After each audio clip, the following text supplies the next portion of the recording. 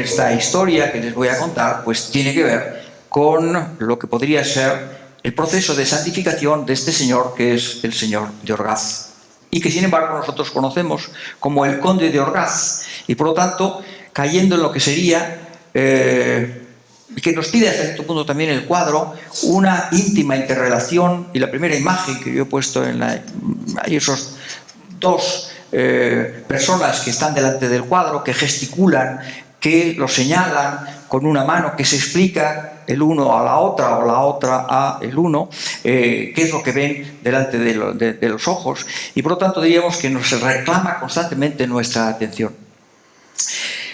Todos conocemos el cuadro, no estoy muy seguro de que todos hayamos visto directamente el lienzo, no es un lienzo fácil. Hay una anécdota famosa, Picasso cuenta, yo creo que es una invención, de que le costaba, conocía de alguna fotografía en blanco y negro el lienzo, fue a Toledo, no había forma de entrar, como ha sido durante muchísimo tiempo, con grandes dificultades de contemplar el cuadro, y al final sobornó a un sacristán que abrió, que pudieron verlo, y aquí forma parte, diríamos, de una mitificación a la luz de las antorchas, y por lo tanto, diríamos, recrea algo que yo creo que no sería fundamentalmente verosímil en la primera década del siglo XX. Quiero decir, había una curiosidad insatisfecha y que todavía hoy pues podemos pensar que es satisfecha. Yo estoy satisfecho porque no tengo unas fotos propias, a pesar de que he ido montones de veces, y me he parecido de ser un conocedor de la obra del Greco. Y la última vez que he estado, pues he conseguido meter mano en el archivo de la parroquia de Santo Tomé, pero no tener permiso para hacer unas fotografías como no Dios manda, pero como yo quisiera hacerlas. Si ustedes entran probablemente en internet y buscan en imágenes, etc., pues también encontrarán bastantes problemas. Por lo cual, pues yo voy a intentar un poco presentárselo. Este cuadro que tiene, diríamos, una naturaleza fundamental en la obra del Greco y en la obra de la pintura española del siglo XVI. En primer lugar, porque es un cuadro enorme, y he colocado en el pie de la fotografía pues un poco las medidas de los cuadros grandes que pinta el Greco, por los cuales cobra unas cantidades desorbitadas para la fecha, y también del cuadro, digamos, más famoso de la historia de la pintura española, como son las Meninas. Bueno, el cuadro alcanza prácticamente los 5 metros de altura. Eso es mucho para un cuadro, quizá no para un fresco, pero el Greco no solamente odiaba la pintura al fresco porque no permitía, diríamos, todas aquellas intensidades de color que la técnica del óleo permite, y que le permitía lo que él reiteró una y otra vez en sus escritos, que es la fiereza del color, la ferocidad del color.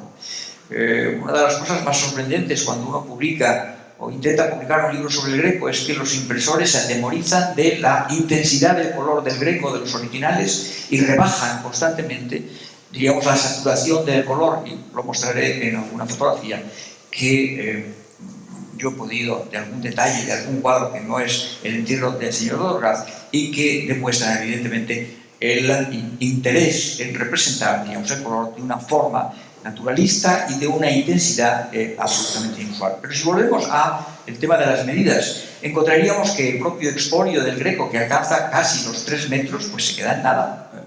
El San Mauricio alcanza los 4 metros y medio, y es, diríamos, el cuadro por el que había cobrado más dinero el Greco. Las Meninas alcanzan las 3 metros de altura, o sea que se quedan muy lejos de los prácticamente 5 metros.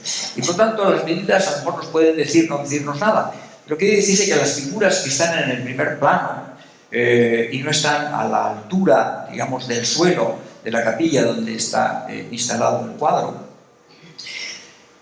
son mayores del natural, y por lo tanto a nuestra distancia nos parecen prácticamente que son nuestro tamaño, y por lo tanto están requiriéndonos, diríamos, constantemente que los tratemos como individuos reales. Y una de las primeras citas que hay del cuadro del Greco, fundamentalmente admirativas para la parte inferior del lienzo, era que llamaba la atención constante, y los iban a ver los forasteros, pero también los naturales de Toledo, los vecinos de Toledo, porque no se cansaban de ver a la gente representada en la parte baja del lienzo. Todos sabemos que el cuadro está colocado en la iglesia, en la parroquia de Santo Tomé, cuya pórtico de entrada, que está dentro de una capilla, cuyo remate en la linterna es lo que se ve desde el exterior a la derecha, esa especie de linterna con un cupulín, y que si vamos a las fotografías antiguas, pues encontraríamos que se hallaba al fondo de una de las naves, la nave de la epístola, que para los jóvenes es aquella que está a la derecha, el eje de la iglesia, sea en las fotografías en blanco y negro que yo hacía durante la época de mi tesis doctoral a la derecha, como en alguna fotografía que en color se pueden contemplar. A la izquierda existía un altar y a la derecha se encontraba el lienzo sobre un elemento horizontal que es una inscripción importantísima en toda la historia de este cuadro. Naturalmente la gente, en los años 70, cuando yo hacía esa tesis doctoral, pues se agolpaban en la nave, y eso se ha cambiado radicalmente en los últimos tiempos, dado que pues, se ha cambiado la orientación, como veremos. Lo cual no quiere decir que, aunque hubiera estado siempre el cuadro que se hubiera pintado para Santo Tomé, que no se discutiera por qué debiera estar en Santo Tomé y no en otro lugar de la propia ciudad de Toledo. Es decir, que había un gran debate que se continuó a lo largo del siglo XVII, incluso del siglo XVIII, relativo a dónde había tenido lugar el milagro que había concitado el señor de Orgaz. El señor de Orgaz, lo veremos en un instante, es un personaje del tardo medievo toledano que, según las noticias que se habían ido transmitiendo de forma oral, había muerto, había dotado cantidad muy importante de iglesias después de la reconquista de la ciudad a comienzos del siglo XIV, y tal era la bondad que en el momento de su muerte San Esteban, protomártir, y San Agustín de Hipona habían descendido del cielo y lo habían enterrado con sus propias manos, y por lo tanto eso se había convertido en una memoria colectiva por la cual, bueno, nos encontrábamos delante de lo que se llamaba entonces un milagro extravagante, y por lo tanto diríamos el candidato a tamaño honor de que bajaran dos santos desde el cielo a enterrarlo, pues tenía que ser reconocido como un santo, y por lo tanto se convertía en ese proceso que nunca llega a cerrarse de beatificación, canonización, en un santo extravagante. Cuando digo que había dudas y había discusiones, porque otro lugar en Toledo, el convento de los agustinos, que es este que no se conserva, pero que lo pinta el Greco en el extremo derecho de la imagen inferior, o que aparece en algunas de las representaciones de la ciudad, bueno, pues también se arrogaban el derecho a tener las reliquias, a tener el cuerpo del señor de Orgaz, porque había otras tradiciones que lo situaban el entierro en el convento agustino, como parecería bastante lógico que San Agustín hubiera descendido y lo hubiera honrado a su propio monasterio con el entierro de este personaje. Volvamos al cuadro. El cuadro evidentemente ha dado una caudal de literatura, de historia, de narraciones, diríamos casi de ficción, de novelas. No voy a entrar en algunos de los temas que se han hollado y que probablemente todos ustedes conocen. Su relación, por una parte, con lo que sería una tradición medieval de las representaciones de los entierros. Las representaciones de los entierros, que evidentemente, diríamos, en dos momentos que se puede hablar cuando hay un muerto: lo que llamaríamos un velatorio y lo que llamaríamos el entierro en sí.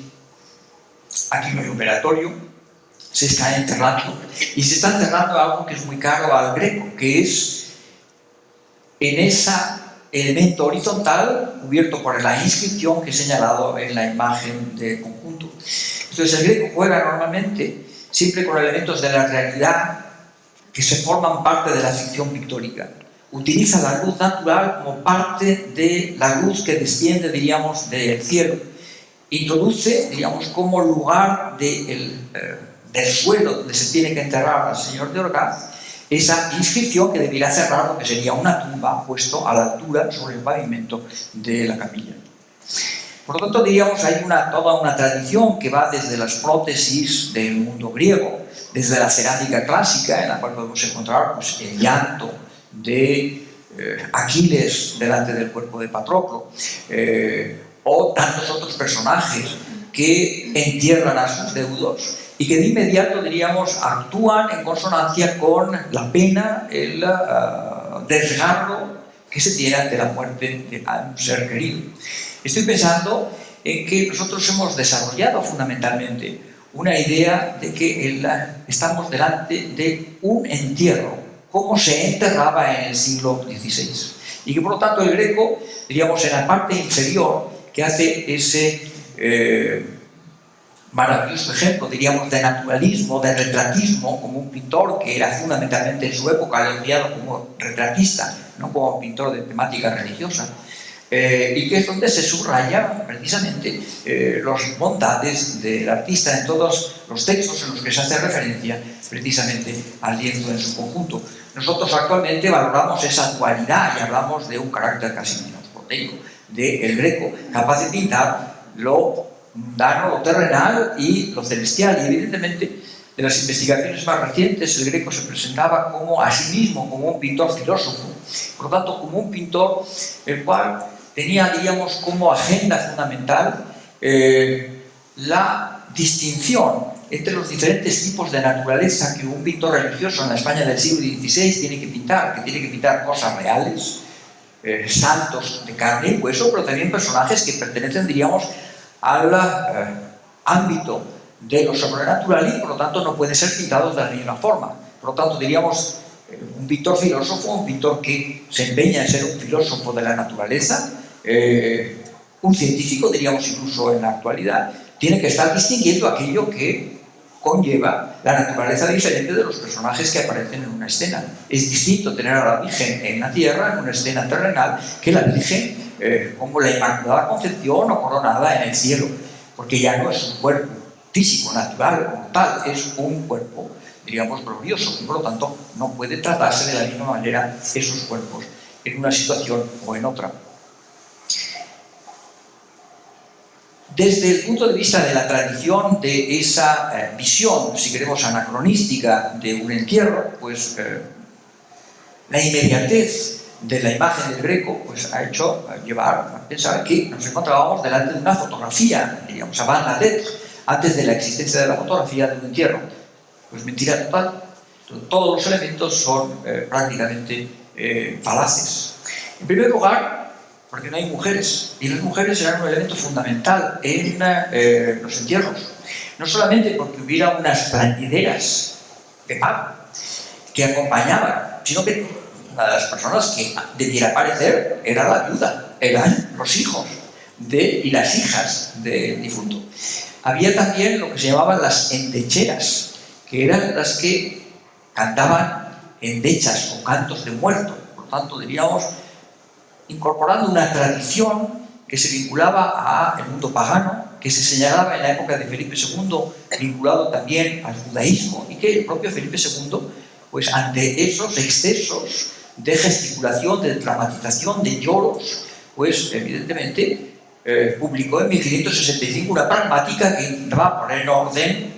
No consiguió nada, evidentemente, las siguieron yendo, y las plañideras siendo alquiladas, y también los niños de la doctrina, que son unos elementos que son básicos en cualquier entierro. Niños que también actúan, diríamos, como desesperados ante la muerte, el dolor de la pérdida de un ser querido. Y aquí exclusivamente aparece un niño, a la izquierda, abajo, que señala el milagro extravagante. Por lo tanto, tendríamos esa tradición medieval que hunde sus raíces en el mundo clásico, que podría haber conocido el Greco, evidentemente, y que hoy sabemos además que tendría que tener muy presente, porque el señor Mallorca se ha pensado siempre como un cuadro único, pero no es único. Incluso veremos después algunas de las consecuencias que tiene el cuadro, pero es que ahora sabemos prácticamente desde hace 5 años que existían al menos 2 precedentes en el propio lugar donde se pinta, para el cual se pinta el señor de Orgaz, que se había pintado un entierro en el siglo XIV, poco después de la muerte del señor, y no sabemos muy bien se muere el año 13, 1313, o 1323, o 1330, pero no importa, en el siglo XIV. Y después, en 1513, otro señor de Orgaz pidió que se pintara, porque ya estaba perdido el anterior, que se volviera a pintar sobre el modelo previo, que se pintara un nuevo cuadro, que es el que es sustituido por el cuadro del Greco. Naturalmente también podemos tener, y se ha hablado de ello, un vínculo con lo que sería la propia tradición de la pintura bizantina, en la cual el Greco se forma y va a tener siempre como griego pues un ojo puesto en esa tradición que él valoraba enormemente. En las anotaciones que él escribe dice, bueno, Giotto, el creador de la pintura moderna para el mundo occidental, nada, no sabía pintar. Si mirara bien a los pintores griegos, se enteraría de lo que es pintura.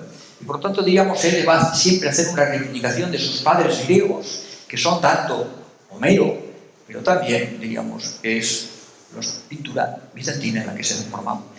Y este cuadro, no sé si es muy conocido para ustedes, es esta entierro, no solamente el entierro, sino la coimesis, la muerte, la ascensión de la Virgen en cuerpo y alma, pero también la separación del alma de la Virgen, que en esa figurita pequeña que tiene Cristo entre sus manos, y la coloca, digamos, esa situación de dos personajes que están colocando, digamos, en la tumba el cuerpo de la Virgen antes de que proceda a la asunción y, por lo tanto, a ascender al cielo, no solamente en alma, sino también en cuerpo. O sea que hasta cierto punto está pintando el Greco sobre la tradición bizantina una especie de escisión entre el alma y el cuerpo que volverían a unirse en el momento de alcanzar el cielo.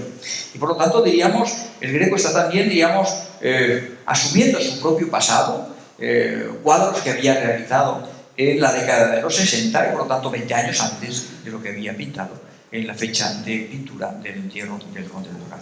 Es evidente que el cuadro es un cuadro doble y se ha señalado hasta la saciedad. La parte superior es un cuadro que desde un punto de vista iconográfico pues es bastante sorprendente, porque lo que tenemos es el cielo, pero el cielo en un momento muy específico, que es una deesis. Esto es la solicitud por parte de la Virgen y de Juan el Bautista, diríamos, la intercesión a favor del género humano, dándose, diríamos, esta tesis en lo que serían las representaciones de un juicio final. Pero aquí no hay un juicio final, porque aquí está el alma del Señor de Orgaz, que sube un ángel a través de estas dos nubes que se abran y permiten la conexión entre el mundo terrenal y el mundo celestial. Esto supone que no es un juicio final, sino que es un juicio particular. Yo no sé, están ustedes de ideas sobre el juicio particular. Todos sabemos del juicio final, o por lo menos eso nos han enseñado. Pero evidentemente el juicio particular es algo que estaba muy presente en el mundo de la religiosidad católica de la época, porque en el momento de la muerte uno ya estaba destinado a tener un juicio inmediato que lo llevaba a un sitio u otro. Después, en el juicio final, uno recuperaría el aspecto de 30 años y habría la resurrección de la carne y, por lo tanto, pues estaríamos destinados a otro momento de la vida de ultratumba. Pero, evidentemente, desde el momento de la muerte, uno sufría un juicio en el cual se destinaba al infierno o se destinaba al cielo. Esto es, en este momento, el Greco está diciendo, evidentemente con aquellos que son sus clientes, que el señor de Orgaz ha sido reconocido como personaje susceptible de ir directamente al cielo y no estar esperando a ver qué es lo que ocurre, ni ir tampoco al infierno. Naturalmente, las representaciones que se han hecho, o los análisis que se han hecho, pues, no sé si ustedes, temo que los de primera fila, pues comienzan a identificar a aquellos personajes que aparecen en el cielo. Yo no estaría totalmente de acuerdo en todos. Puedo leer de izquierda a derecha el rey David, no estoy muy seguro que quisiera el Greco significar la oración, Moisés la ley, pues no estoy muy seguro porque lo hubieran acusado enseguida de judaizante, Noé el bautismo, pues tampoco estoy muy seguro, pero luego tenemos a San Pedro que tiene unas llaves que todos lo identificamos bien y que por lo tanto pues se vincularía con este otro personaje que está aquí a la derecha, que es San Pablo. Después tenemos aquí un San Juan, pero yo creo que es un ángel, que no tiene tiene nada que ver con San Juan. La Virgen está claro, Jesucristo, San Juan Bautista, más ángeles en la parte superior, y después tenemos algunos personajes como el propio Santo Tomé, hablaré de ello, y algunos personajes que estaban vivos. Después tenemos este alma en forma de feto, según el que ha hecho esta imagen, y una entrada en la gloria en forma de útero. Pues yo no estoy tan seguro de que en el siglo XVI se supiera realmente cómo era un feto para representarlo. Y evidentemente eso sí sé, no se sabía cómo era un útero de buena tinta. Y no voy a entrar en esas cuestiones, pero no era algo que se supiera todos los pintores que no hubieran, bueno, hecho un estudio de anatomía a través de los libros anatómicos más importantes. La parte superior tenemos Cristo, un Cristo resurrecto, mostrando la llaga, digamos, de la herida del costado derecho. Bueno, los que tengan muy buena vista, porque yo soy incapaz de ver llaga semejante, como es normal en el Greco, que obvia siempre, diríamos, no le gusta en absoluto la sangre, no le gustan las heridas, no le gusta, digamos, el elemento patético. Los San Franciscos, en el momento de la estigmatización, pues las estigmas brillan por su ausencia, lo cual es bastante sorprendente.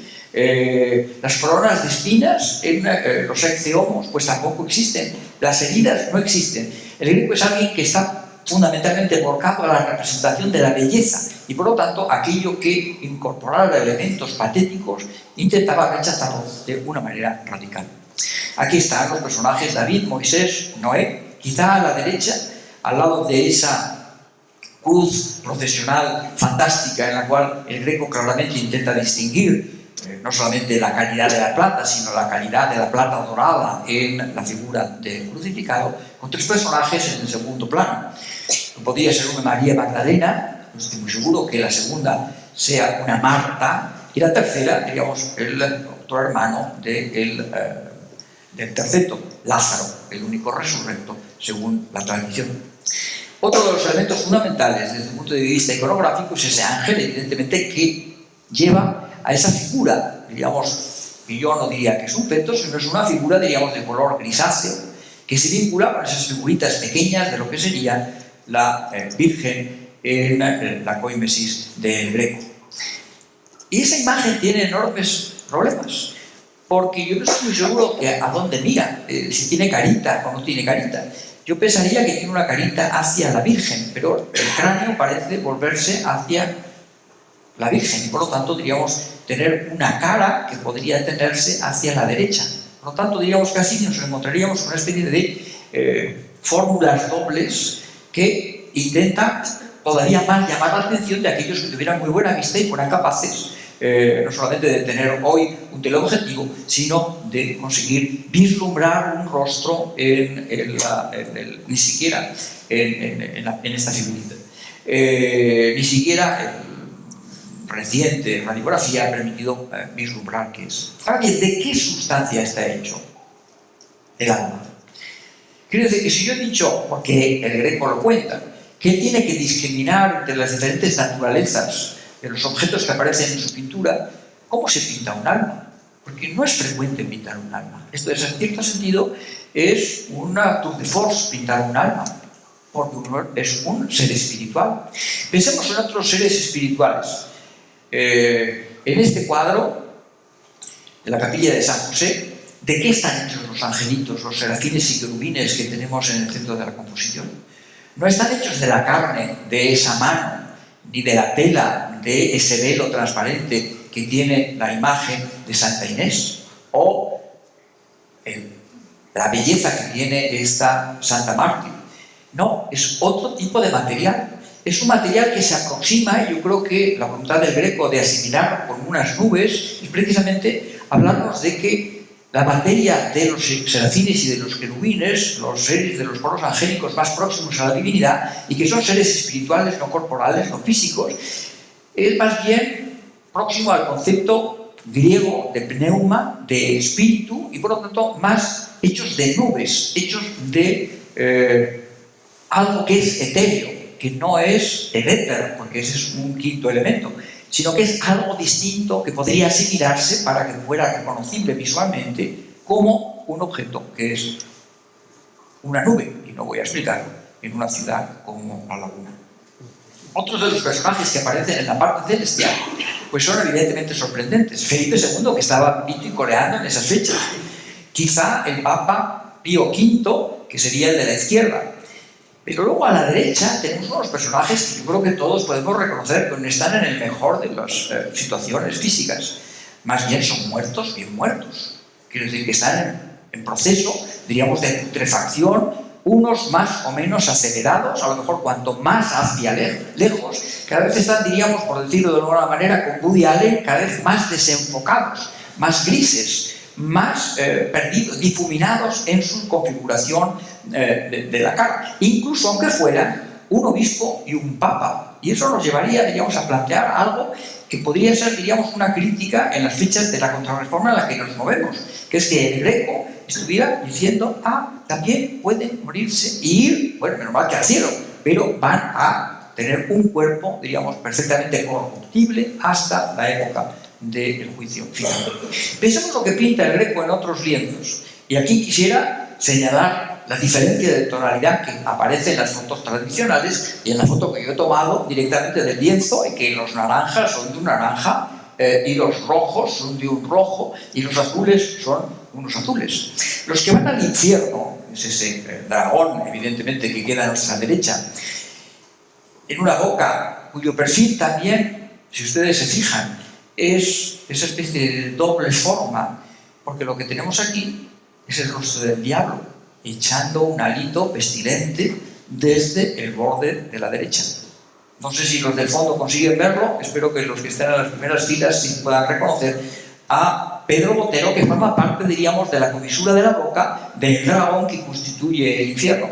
Y evidentemente todos los cuerpos que están, y que están tomados evidentemente de imágenes de Miguel Ángel, están en un proceso, diríamos, de degradación absoluta que nos llevaría ya no solamente, sino a las disfraces de Halloween en los cuales pues, hemos estado en estos últimos días. Quiero decir que hay unos que están pues, ligeramente carcomidos, otros que ya están en el esqueleto, otros ya el esqueleto se les destroza como si fuera un vampiro horadado por una estaca de madera. Quiero decir que la capacidad del Greco de imaginar diferentes estadios de vida o de muerte, de degradación corporal, es algo sorprendente en toda la pintura de todas las épocas. Entonces, en el juicio de Miguel Ángel no hay semejante. En ningún otro juicio final hay, diríamos, una voluntad de representación, diríamos, de esos momentos de desaparición de la carne, de las canillas, de la musculatura, para convertirse en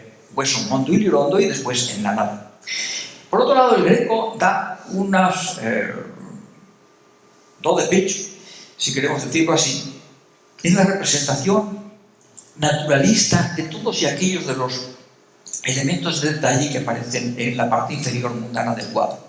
De las dalmáticas, las capas fluviales de los personajes no solamente incorporan, diríamos, una naturaleza textil, una diferenciación entre las diferentes texturas que puedan aparecer en un objeto, en el cual existe hilo de oro, hilo de plata, terciopelo y sedas, sino al mismo tiempo incorporando elementos que son evidentemente locuaces con respecto a la propia identificación del personaje representado.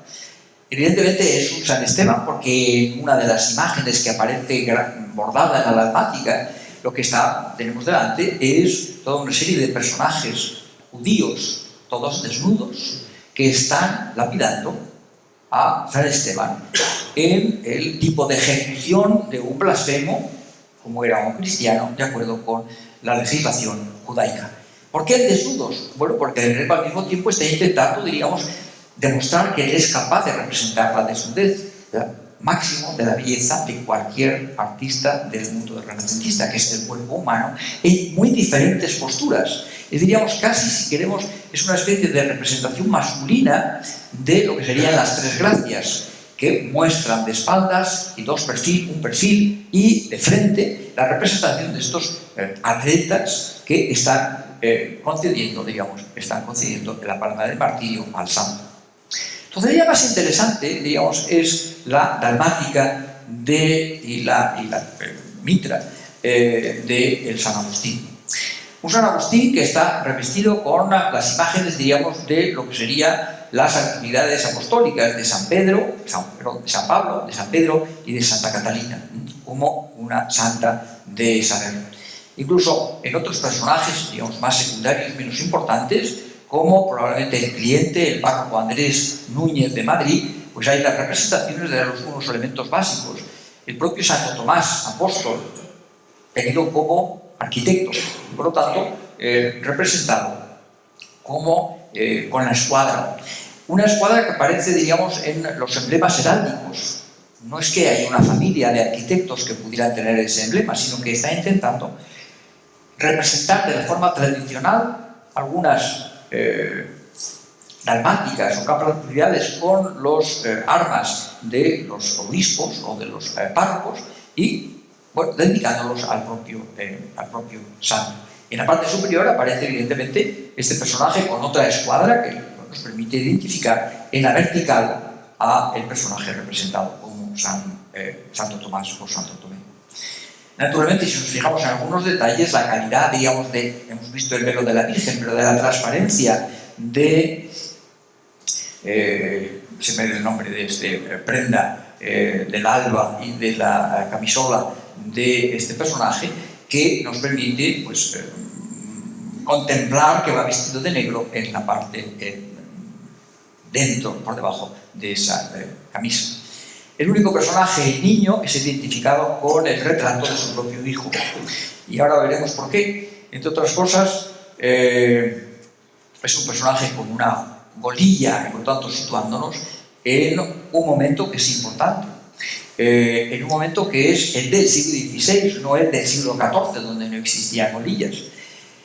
Y el niño evidentemente lleva un hachón porque los entierros se hacían, no como se hacen ahora, antes de las 3 de la tarde, sino por la noche, y por lo tanto se hacían con velas o con teas encendidas. Y tiene la función en el primer término del cuadro de lo que se ha denominado el festaiuolo, el personaje que introduce, todos hemos visto algunos de los personajes pues en Shakespeare in Love, que aparece y cuenta lo que va a suceder en la obra de teatro. Y evidentemente es el personaje que señala, que nos hace ver, nos introduce, nos incorpora a la escena para que nosotros sepamos qué es lo importante del cuadro que tenemos delante. No tanto la galería de retratos como el milagro que tenemos delante de nuestros ojos. Y el personaje es este que tenemos delante. Que tenemos delante y que se nos muestra como muerto o como dormido. Pues no podríamos saberlo. Porque un muerto, o una en paz, o un dormido en paz, a ese punto debieran tener, diríamos, la misma configuración facial. Y sin embargo, todos sabemos que está muerto, porque tiene una tez, un color de carne que no tiene nada que ver con la del jovencito, que es San Esteban, o la del viejo pellejo, que es San Agustín, sino que, evidentemente, tiene una tonalidad verde cerúlea, que está tomada evidentemente con una voluntad de discriminar de que no es un durmiente, sino que está muerto y bien muerto. Y que han pasado algunos momentos hasta que por lo menos hayan descendido San Esteban y San Agustín a enterrarlo. En segundo lugar, otro elemento absolutamente anacrónico, tiene una armadura contemporánea, no tiene una armadura del siglo XIV. Y por último, un elemento básico desde mi punto de vista, que no se ha reparado excesivamente en la actualidad, que son los reflejos. Esa armadura puñida contempla que San Esteban se refleje por 2 veces en la coraza, en el peto y en el collar, y por lo tanto diríamos demuestra el Greco sus capacidades no solamente en la representación de las texturas de un objeto metálico damasquinado, sino en la capacidad de pintar lo que realmente no existe, sino como fenómeno visual, como sería una imagen fundamentalmente especular.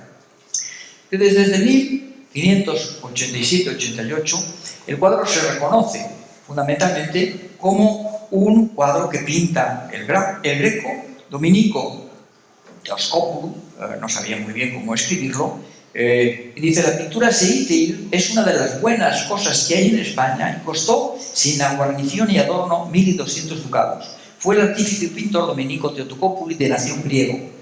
Mandó en su testamento y cuenta la historia, evidentemente, del señor de Orgaz. ¿Quién es el señor de Orgaz? El señor de Orgaz es este que está aquí señalado, cuarto señor de Orgaz, Gonzalo de Toledo, muerto en esas fechas no muy claras según la historiografía, que desciende de la familia del primer señor de Orgaz, que es este Fernando Ben Juan Ben al-Malik. Y claro, ya nos hemos colocado todos en una situación que es decir, pero si es un moro. No es un moro, es un mozárabe.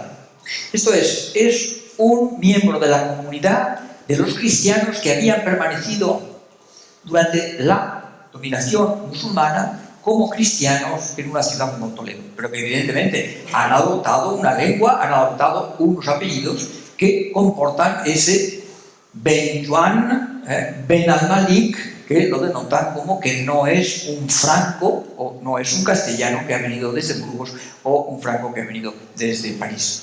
Por lo tanto, diríamos, tiene una ascendencia extraña y después van a convertirse en condes de Orgaz y por lo tanto, diríamos, cuando nosotros hablamos de conde de Orgaz, en el tiro del señor conde de Orgaz, estamos convirtiendo en un nuevo anacronismo porque estamos proyectando hacia el pasado una titulación que no existía en el siglo XIV.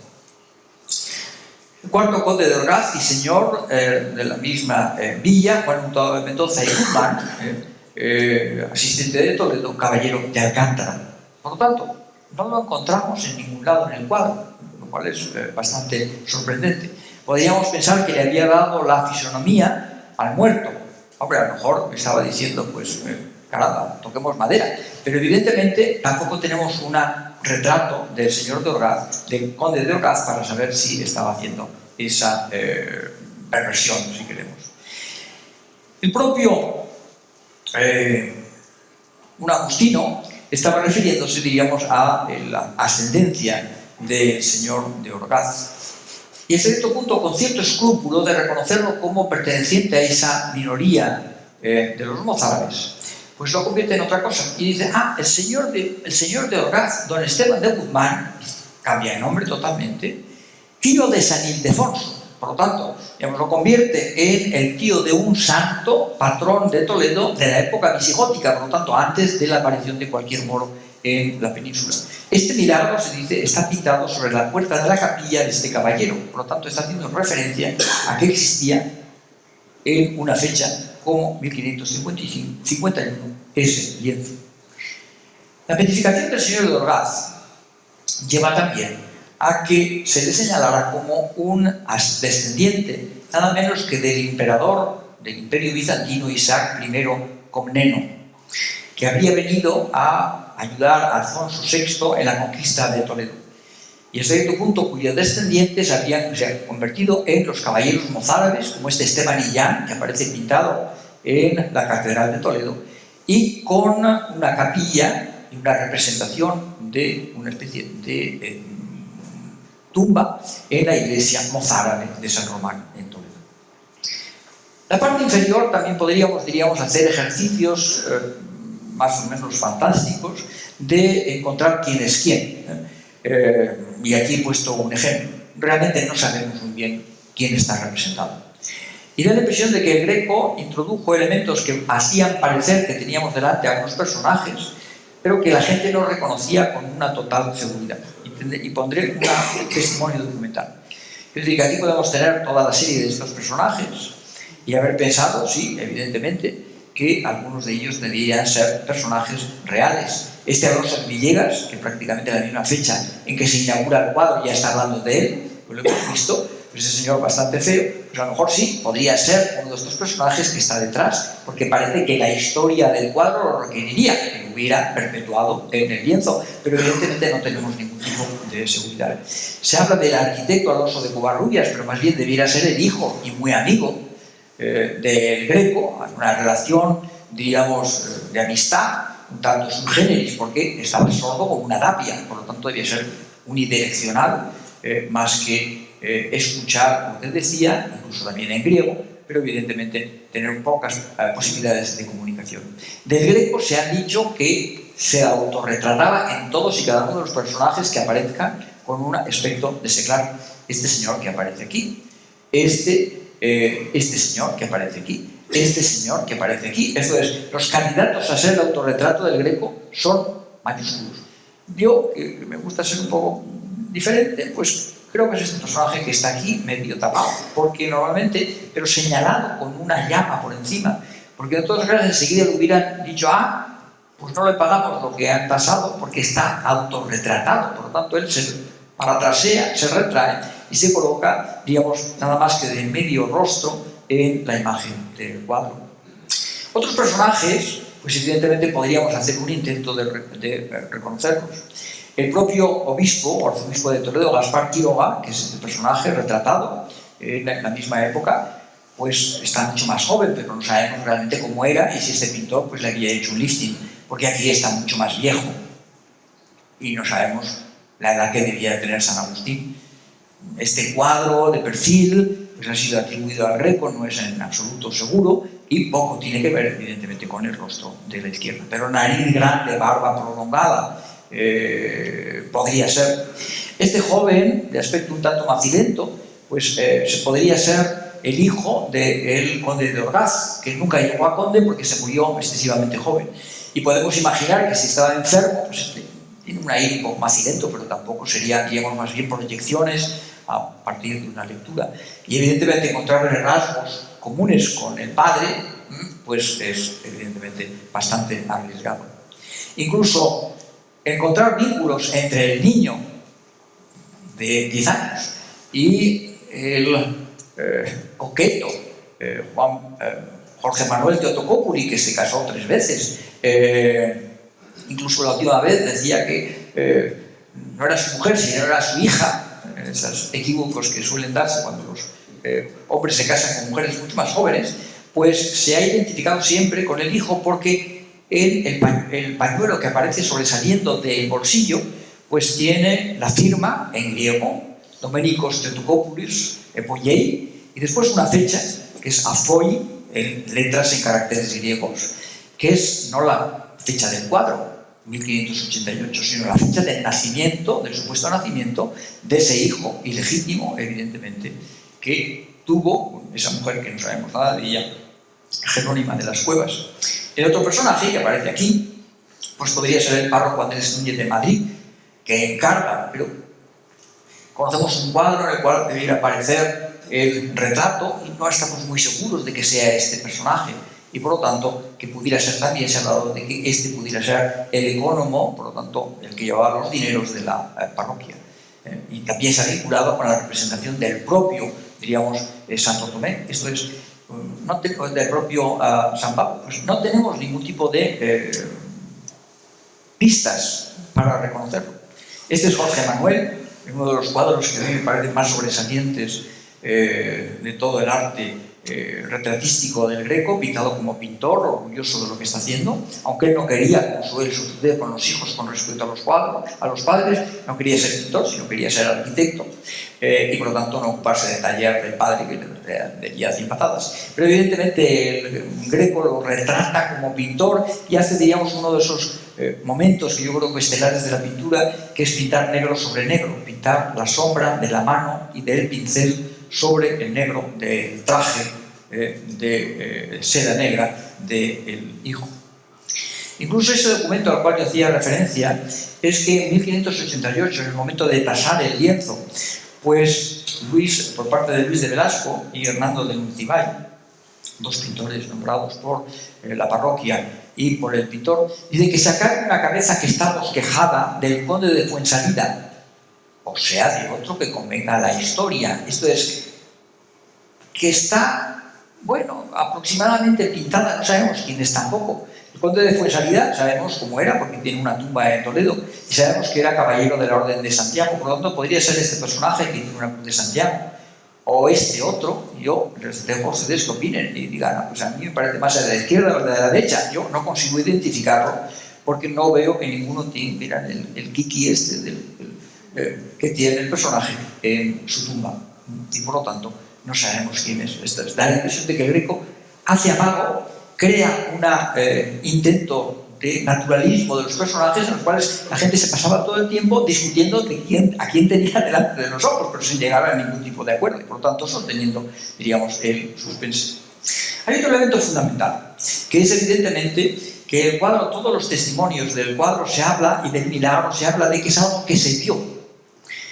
Vieron visiblemente, parece evidentemente pues redundante, dice Pedro de Alcocer en 1551. Villegas dice, con figura y traje que todos reconocieron, llegaron a donde estaba el cuerpo, evidentemente San Esteban y San Agustín, a vista. Por lo tanto, diríamos, hay el reconocimiento de que ha habido un testimonio, digamos, de unos testigos oculares del milagro, porque no existe otro tipo de tradición que no sea la oral o la oralidad que se escribe en el siglo XVI sobre la visibilidad del milagro. En 1645 se dice, con autoridad eclesiástica, escrito el pincel de Dominico. Esto es, que se está reconociendo que existe la autoridad de la imagen pintada y que por lo tanto el Greco ha contribuido de una forma decisiva, digamos, a configurar nuestra memoria colectiva con respecto a un milagro que nadie ha visto, aunque vieron en el pasado, y que las personas antes del Greco habían escrito sobre ello. Y por lo tanto, vinculándose con algunos de los dichos de otro personaje que está metido en la contratación del cuadro, que es don Pedro Salazar de Mendoza, amigo del Greco, en el cual, hablando, diríamos, de los testimonios históricos que se podían tener, se refiere a los antiguos autores, antiguos o modernos, españoles o extranjeros, la autoridad de las imágenes, de las insignias, los emblemas heráldicos, las obras de pincel, talla y escultura, miniatura, pintura. Señala, las pinturas son un muy fuerte argumento y mayor del que se toma de la escritura si van conformes con la tradición o con las historias orales o escritas. Entonces, se está dando una carta de la naturaleza de la pintura como testimonio fiel, como si nosotros hoy hiciéramos una fotografía y dijéramos, es que yo he visto una fotografía que se ha hecho, sin pensar que la fotografía es perfectamente manipulable y que los cuadros suelen ser una manipulación y no una fotografía antes de que existiera la fotografía. Y eso interesa mucho, porque la historia a la que yo voy, que es el de la beatificación como santo, por lo tanto el proceso de extravagancia del personaje, del Señor de Orgaz, incorpora, diríamos, todo lo que sería la necesidad de una probatura de la existencia del milagro, por lo tanto la trascendencia al propio Señor de Orgaz de la santidad. Desde los años, digamos, fundamentales, desde los años centrales del siglo XVI. Entonces, sabemos que a partir del año 51 hasta el año 69 hubo un pleito muy importante entre la parroquia y la villa de Orgaz. La villa de Orgaz, de la cual había sido señor y seguía siendo el conde, pues estaba obligado desde las épocas del siglo XIV a dar, para que se celebrara una fiesta en honor, el día de la muerte del Señor, tenía que pagar a la iglesia 2 carneros, 16 gallinas, 2 pellejos de vino, 2 cargas de leña y una ridícula suma de numerario de 800 maravedís, que es nada. Luego haremos un poquito de números. Y que llevaba muchos años, por lo menos un lustro, sin pagar. El cura Andrés Núñez de Madrid pone pleito, y el pleito pues, va a estar durante diferentes años. De entrada, 18 años en la Chancillería de Valladolid, hasta que en el año 69 hay una sentencia diciendo que el pueblo tiene que pagar. ¿De acuerdo? ¿Ese dinero para qué servía? Pues hombre, no es que fuera a repartirse entre limosnas, no. Se lo gastaban los miembros de la parroquia para celebrar el día de la muerte del Señor de Orgaz. O sea, que se daban una comilona con las gallinas, los carneros y los pellejos de vino, y se calentaban, porque era la fiesta de diciembre, pues con la madera. Y 800, pues no se sabe para qué. Pero evidentemente tiene un pleito. Ese pleito se va a prolongar, como digo, 18 años. Y en ese momento se decide que se gana el pleito, se decide honrar todavía más y crear una nueva capilla para mostrar el entierro. Es esta capilla que les muestro aquí, y cuando se está trabajando en la capilla, pues aparecen unos huesos. Y por lo tanto, aparecen estos huesos que han vuelto a reaparecer, pues el año 4 me parece, que todo el mundo incluso en la parroquia actualmente, dicen, los huesos del señor de Orgaz, estupendo, pues ya los tenemos, le ponemos una placa y mostramos también los huesos más allá de una pequeña balaustrada. Y en el siglo XVI, cuando los encuentran, deciden, no solamente tenemos un milagro extravagante, tenemos una prueba física, porque tenemos la reliquia del santo en proceso de canonización. Por lo tanto, diríamos, el problema es que intentemos convertirlo en santo, pero al mismo tiempo, esta es la capilla, que es donde están, diríamos, los huesos, probablemente era una pequeña capilla, más bien una especie de altar, y al construir la capilla en su conjunto se encuentran los huesos de un varón y por lo tanto la identificación con el señor de Orgaz pues, es absolutamente inmediata. Pero el problema es que en esas fechas, y sobre todo diríamos desde 1580 que ha habido un sínodo en Toledo, ya no se puede hacer directamente santos a quien nos apetece. Hay que pasar por una congregación, lo que hoy todavía llamamos pues, la congregación del culto divino y de los santos. Por lo tanto, es el momento, 1580, en el que se asume un valor que Pío V había creado en Roma, que ya no podemos aceptar cualquier tipo de santos, porque los protestantes se ríen de nosotros. Por lo tanto, los santos, incluso los mártires, debieran ser testados, como diríamos actualmente, en su santidad. Por lo tanto, necesitamos unas pruebas. Y si no necesitamos unas pruebas, al menos necesitamos que haya algún elemento que consolide lo que se llamaría una tradición local, que fuera más allá de una veneración más allá de los 100 años. Evidentemente, el señor de Orgaz tenía una veneración desde el siglo XIV, por lo tanto, había pasado más de 200 años desde su muerte. Desde 1584 pasa un tiempo. El arzobispo Gaspar Quiroga da una licencia para que se pinte el cuadro y se dice: esto es cosa tan notoria en esta ciudad haber hecho nuestro Señor este milagro a través evidentemente de San Esteban y San Agustín. Podáis hacer pintar con decencia el milagro que en la dicha petición se dice, sin que la pintura exceda de lo que dice el letrero antiguo que está en la dicha capilla. Entonces había un letrero antiguo que se encarga a una humanista toledano que lo traduzca al latín y hace una bonita inscripción que ya hemos visto y que luego veremos en detalle. El año 86 se contrata al Greco, y el Greco, pues veremos en su momento, que tiene que atenerse a toda una serie de condiciones para pintar el cuadro. Lo primero que se ha de pintar desde arriba, del arco hasta abajo, y todo se ha de pintar en lienzo hasta el epitafio que está en la dicha pared, y lo demás abajo al fresco, y en ello se ha de pintar un sepulcro, que se nos alza.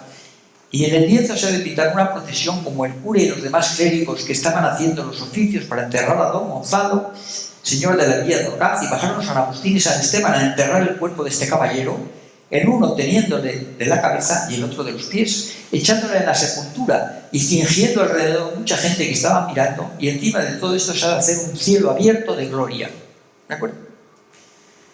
Se dice que el Greco es residente y lo firman, entre otros, Pedro Salazar de Mendoza, al cual ya hemos visto. Y se le adelantan 100 ducados. Se le da un año para que lo pinte. Si se le adelanta 100 ducados, quiere decir que en las costumbres de pagos de pintura, el cuadro lo estaba valorando el párroco en 300 ducados, que se le pagarían por tercios a lo largo de ese año. Y eso es importante, diríamos, retenerlo.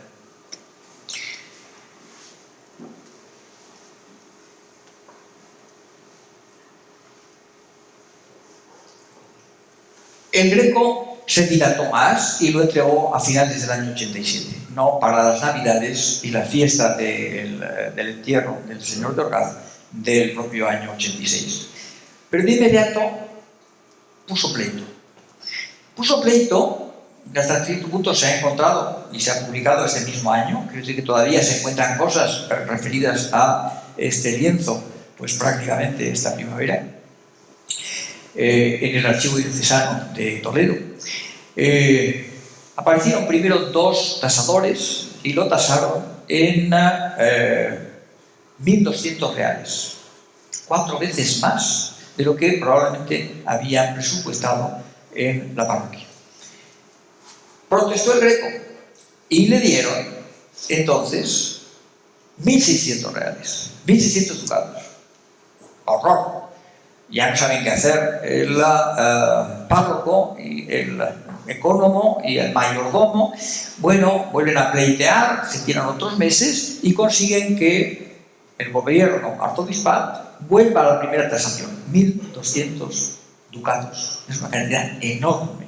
Ahora intentaremos hacer algún número más. Es decir, a partir de esta fecha nos encontramos que hay una desfase entre lo que han ganado la comunidad de Santo Tomé, que es los 2 carneros, 16 gallinas, los pellejos a lo largo de un año, lo que eso podría costar y lo que les cuesta el cuadro. Y naturalmente yo no acabo de entender que fuera una inversión tan malísima que para ganar unos pellejos de vino para una fiesta, pues tuvieran que empeñarse durante montones de años, por lo menos los ingresos de lo que pagaba el pueblo de la Villa de Raz, ¿de acuerdo? Por lo tanto, diríamos yo, requiero evidentemente que hubiera otra justificación que fuera en que ese cuadro se convirtiera con esas dimensiones en dar visibilidad a la pretensión de la parroquia de convertir a el señor de Orgaz, un mozárabe, en un santo de la comunidad mozárabe.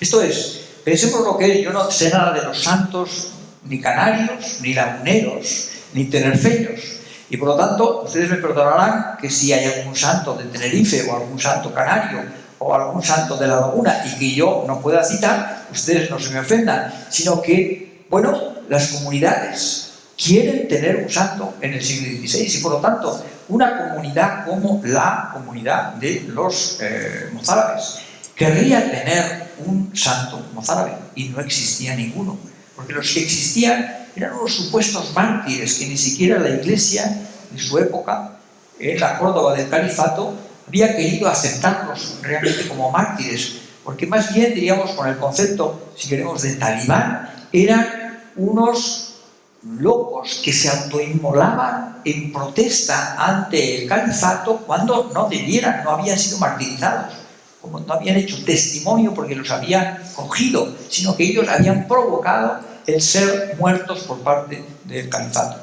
Es decir, que ni siquiera la iglesia mozárabe de Córdoba en el siglo IX intentaba, digamos, lo reconocía como tales mártires. Pero no había ningún mártir normal, no solamente no había ningún santo mozárabe normal.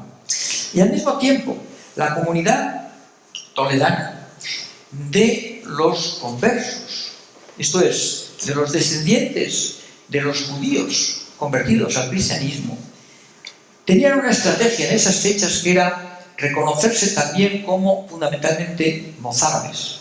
Ellos procedían de la ciudad de Toledo anterior a la conquista de Alfonso VI y por lo tanto, diríamos, podrían mimetizarse en cierto sentido con la comunidad mozárabe y limpiar, diríamos, la culpa que para el siglo XVI tenía la comunidad de los conversos. Y es evidente que el párroco que está detrás del encargo del cuadro es un converso por los 4 costados.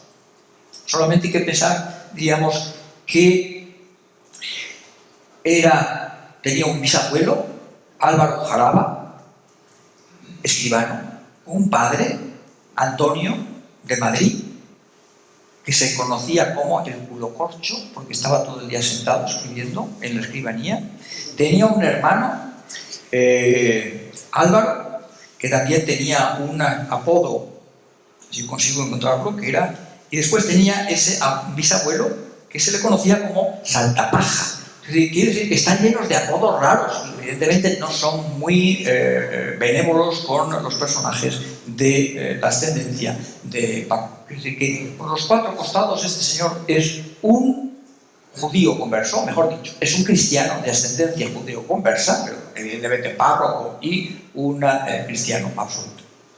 Pero que a este punto está intentando, como otros personajes de la teoría de la época, que incluso piden al Greco que intervenga como pintor de sus comunidades, una limpieza de su a través de esa mimetización con respecto a la minoría mozárabe. Y si se tiene un santo posterior a la conquista de la ciudad por parte de Alfonso VI, mejor que mejor.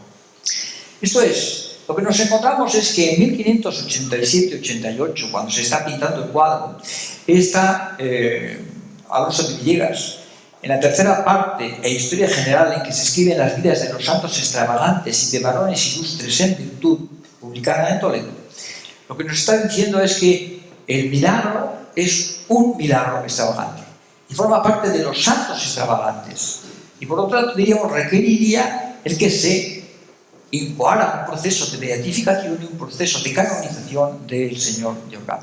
Esta es la inscripción que aparece: Siste Paulum Beatur et antiqua urbis nostra historia aucis accipe, que escribe Álvaro Gómez de Castro y que tendría, digamos, esta traducción: consagrado a los santos bienhechores y a la piedad, aunque vayas deprisa, párate un poco, caminante, y oye en breves palabras una antigua historia de nuestra ciudad. Y se cuenta la historia de don Rodrigo. Y es evidente que todas las historias se están insistiendo. No es santo canonizado don Gonzalo Ruiz, mas piadosamente se puede creer que está en lugar eminentísimo del cielo su alma, pues en el suelo honró Dios su cuerpo de la manera que se ha dicho. La relación que hace la historia, entonces, se insiste una y otra vez, todos los historiadores de la propia ciudad, todos los hagiógrafos de la ciudad. Francisco de Pisa, amigo del Greco, al cual retrata, dice: a vista de 500 testigos con que se autorizó este milagro, y mucha otra gente fueron testigos del milagro. Más adelante va a decir: veniendo del cielo visiblemente lo enterraron con sus propias manos. Y por lo tanto insiste en la genealogía y en el milagro. Los 500 testigos, tal galardón recibe quien a Dios y a sus santos sirve. Otro historiador de la propia ciudad.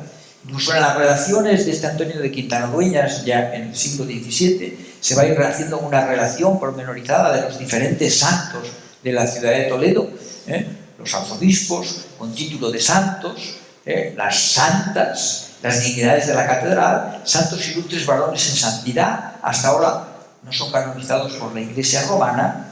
El 28, don Gonzalo Ruiz de Toledo, señor de Orgaz. Esto es, hay todo un movimiento que se mantiene a lo largo del siglo XVII. ¿Qué es lo que el cuadro, diríamos, incorpora y no siguen los otros cuadros que reconocen y que visibilizan el milagro? Pues empezando por este, que sale, diríamos, del propio Darío del Greco, lo que no existe es la parte del cielo, que nadie ha dicho realmente que se pintara y que parece algo de la propia cosecha del pintor. Los otros cuadros que se han ido pintando, este que se encuentra en Santa Olaya, no hay alma, no hay cielo. En el siglo XVIII todavía se pinta este, en el video Jacinto Meléndez, nada, no existe. Entonces, la relación de la parte superior es como si se hubiera suprimido de un plumazo para insistirse, diríamos, en el mundo más vulgar, diríamos, del hecho del entierro, con epitafio, para cubrir la tumba del santo. Esto da la impresión de que el Greco le han encargado algo que es el entierro y después ha convertido en una especie de celebración gigantesca lo que sería, diríamos, el reconocimiento, no solamente, diríamos, de los testigos de un hecho histórico, aunque sea falseado, sino también, diríamos, del reconocimiento, de la aceptación del alma y, por lo tanto, el reconocimiento por parte de la Trinidad, de la Virgen y de San Juan Bautista, del carácter santo del personaje. Y esta historia que yo les he contado, de una voluntad de una minoría, quizá judeo-conversa, quizá de los propios mozárabes, de convertir a este mozárabe descendiente de musulmanes de la Toledo del siglo XIV en un santo, diríamos un santo de todos los días, el que ha dado limosnas, el que ha hecho caridades, el que ha construido parroquias en la Toledo después de la Reconquista. Tenía que interesar al Greco, o al Greco le interesa el hecho pictórico la historia de poder discriminar entre personajes del mundo celeste. ¿Qué sabemos de Greco en estas fechas? A través de las 80 páginas que hoy podemos transcribir de notas en 2 libros de su biblioteca, en el cual va contando toda una serie de ideas acerca de la arquitectura, de la pintura, de los españoles, de lo divino y de lo humano, que no les gusta Federico Zúcaro ni Tiziano y les borra la cara porque no reconocen que sea un buen retrato, que deja sus anotaciones sobre qué pensaba, dado que no le gustaban nada a los españoles, y firma como griego y se identifica como griego a lo largo de toda su vida.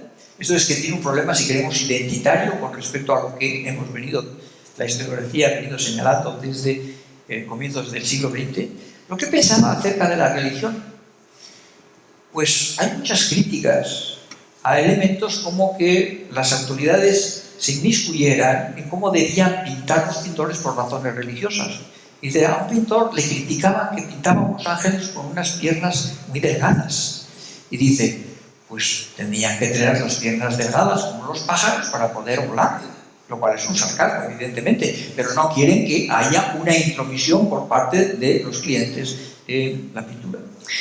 En otros casos dice, así mil menudencias, y habla una lengua bastante complicada, ne hacen necedad hogar, y si se entiende como es verdad, eso de que se entiende es un decir, que las matemáticas lo abrazan en todo como el Christus, y ahí voy. Las ciencias no se negan, pues tanta parte tienen los matemáticos en estas artes como la que tendrá el otro en las ciencias por saber el Christus. ¿Y qué es el Christus? Si podemos decir el Christus, pues todavía seguimos a lo mejor pensando, es esta crucecita que se solía colocar en las cartas. No sé si las abuelas de ustedes o alguno de ustedes sigue poniendo una cruz al inicio de una epístola o una carta. No creo que de un email en la actualidad. Y esta es una carta del propio Greco, que pone su Christus, porque era la tradición inveterada. Y es una carta que escribe al cardenal Farnese, que lo ha tenido durante 2 años en su propia casa, y que lo ha echado de mala manera, no pidiéndole humildemente perdón, sino pidiéndole explicaciones. Porque su honra va a resentirse, no a dar explicaciones de por qué lo ha expulsado. Hay otro texto que también pone un poco en dudas. En un momento en que el texto de Vitruvio, traducido al italiano, dice que en medio del universo el pueblo romano fue poseedor de todos los términos, esto es, que la naturaleza había colocado a Roma en el centro del universo, él dice, no lo hay. Centro del universo. ¿Y eso qué quiere decir? Pues si pensamos en que no hay un centro del universo, quiere decir que no hay una composición de un mundo ordenado y por lo tanto, hoy diríamos, no hay un creador, no hay un diseño inteligente. Podemos pensar que hubiera otra explicación, pero la explicación más lógica es esa. ¿Y qué es el Christus? El Christus en esta época lo que es el catecismo. Esto es, aquel que sabe el catecismo no tiene por qué saber de inmediato matemáticas, aunque abracen el todo, como las ciencias. Esto es, se ve que estas escrituras que hace de forma privada, la Inquisición, si las hubiera publicado, las hubiera gritado en la plaza de Zocodover, lo hubiera cogido y lo hubiera metido probablemente un paquete, por lo menos como palabras inconvenientes, y un multazo no se hubiera librado del multazo. Esto es, le interesaban disquisiciones acerca de si el señor de Orgaz, casi 300 años atrás, pudiera haber sido santo o no santo. Por lo que le interesaba era fundamentalmente el cuadro, plantear de una forma absolutamente original, aunque basándose en diferentes tradiciones que asume como una cultura visual que es de la cual es poseedor, el mundo medieval, el mundo clásico griego, el mundo de la cultura visual bizantina, para pintar algo que no se ha vuelto a pintar de la misma manera y en la cual hace una disquisición fundamental de la naturaleza, de los vivos, de los muertos, de los personajes que eran sus vecinos o de los personajes que en mayor o menor grado están en el cielo, desde los personajes fundamentalmente sobrenaturales, desde el cuerpo glorioso de un Cristo resurrecto o el cuerpo glorioso de una Virgen que ha ido en alma y cuerpo directamente al cielo, o unos personajes que están todavía a la espera, no del juicio particular, sino del juicio final, en los cuales volverán a reencarnarse en la plenitud de un cuerpo físico como el que puede estudiar un científico. Muchas gracias.